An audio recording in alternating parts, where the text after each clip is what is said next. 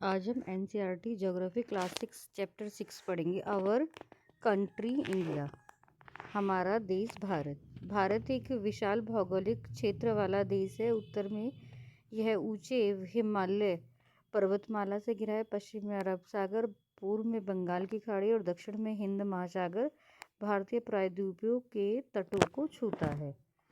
चीन के बाद भारत जनसंख्या में दूसरा सबसे बड़ा देश है और प्रायद्वीपीय भूभाग का हिस्सा जो तीन तरफ से पानी से घिरा हुआ है। भारत का क्षेत्र लगभग विश्व के क्षेत्रफल का 3.28 मिलियन वर्ग मीटर है। लद्दाख से कन्याकुमारी तक उत्तर दक्षिण दिशा में इसकी लंबाई 3200 किलोमीटर है। अरुणाचल प्रदेश से कच्छ तक पूर्व से पश्चिम में इसकी लंबाई 2900 किलोमीटर है। क्या आप जानते हैं पूर्व से पश्चिम तक विस्तार से फैले विशाल देशों में पूरे देश के लिए एक ही मानक समय नहीं होता है। अमेरिका और कनाडा में क्रमशः 7 और 6 समय क्षेत्र हैं। स्थानिक सेटिंग, भारत उत्तरी गोलार्ध में स्थित है और कर्क रेखा 23.5 डिग्री यह देश के लगभग आधे हिस्से से गुजरती है। दक्षिण से उत्तर की ओर भारत की मुख्य भूमि के बीच फैली हुई है।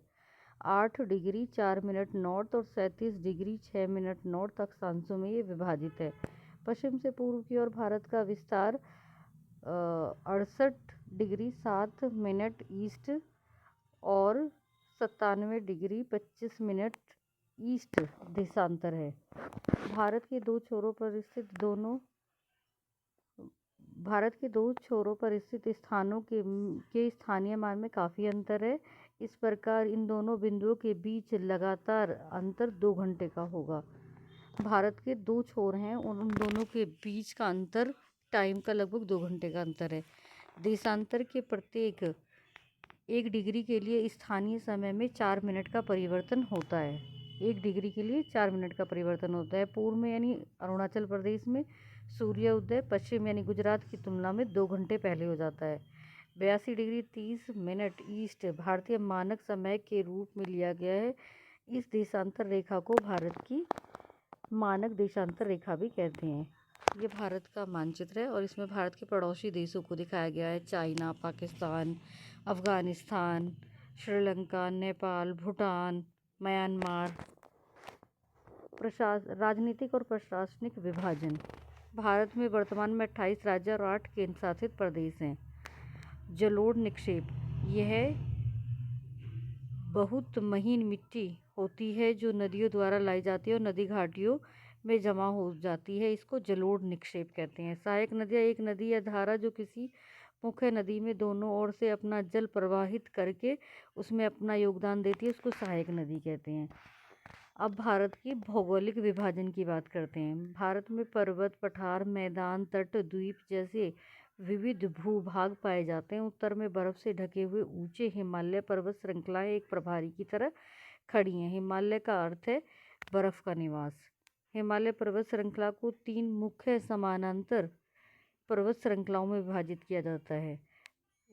सबसे उत्तरी पर्वत श्रृंखला हिमाद्री है और विश्व की सबसे ऊंची चोटी इसी श्रृंखला में स्थित है। मध्य हिमालय हिमाद्री के दक्षिण में है। यहाँ कई लोकप्रिय हिल स्टेशंस हैं और शिवालिक सबसे दक्षिणी पर्वत श्रृंखला है। क्या आप जानते हैं गंगा और ब्रह्मपुत्र नदियाँ मिलकर विश्व का सबसे सुंदर डेल्टा यानी सुंदरवन डेल्टा बनाती हैं।